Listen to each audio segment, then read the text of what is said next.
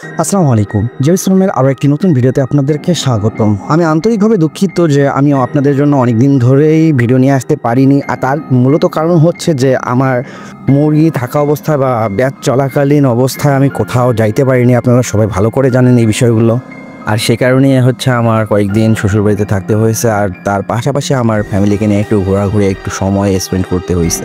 আর সেই কারণেই মূলত আমি আপনাদের জন্য কোনো ধরনেরই ভিডিও নিয়ে আসতে পারিনি। এমনকি যে আমার মুরগিগুলো সেল করার পর যে আপনাদের জন্য একটা ভিডিও নিয়ে আসবো, সেই ভিডিওটিও আমি নিয়ে আসতে পারিনি।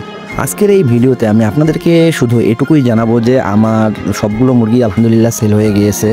আমার 520 পিস মুরগির মধ্যে আমি প্রথম 31 দিনে প্রথম যে বিক্রিটা করছি 31 দিন বয়সে বিক্রি করে দিয়েছি 317 পিসের মতো। সেখানে আলহামদুলিল্লাহ 2200 রেজাল্ট আসছে। এখানে গড় ওজনটা হচ্ছে 2200 প্লাস। আলহামদুলিল্লাহ এটা 31 দিনে সত্যি অসাধারণ রেজাল্ট। আর এখানে 317 পিস মুরগি বিক্রি করলাম হচ্ছে 144 টাকা কেজি দরে, যাক আলহামদুলিল্লাহ অনেক ভালো দাম পাইছি। আর এর পরের বাকি যে মুরগিগুলো ছিল সেগুলো আমি 140 টাকা দরে বিক্রি করে দিয়েছি। আলহামদুলিল্লাহ এখানেও গড় রেজাল্ট আসছে 2300 প্লাস।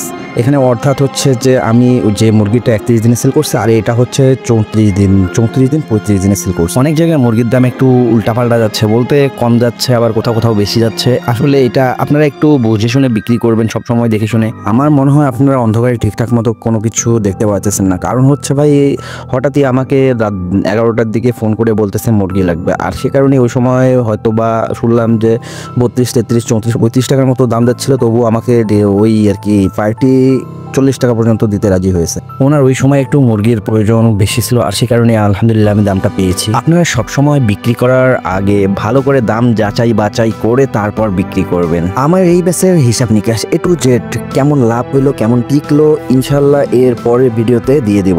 শেষমেশ আমি একটা কাজের কথা কই, আমি সবসময় আপনাদের জন্য সত্যিটা তুলে ধরার চেষ্টা করি, আর তাই একটু দয়া করে আমাকে সাপোর্ট করবেন। আমার এই ভিডিওটাতে কমপক্ষে 50টি লাইক চাই, তাহলে নেক্সট ভিডিওতে আমার লাভ লোকসানের হিসাবটা আপনাদের সামনে তুলে ধরবো।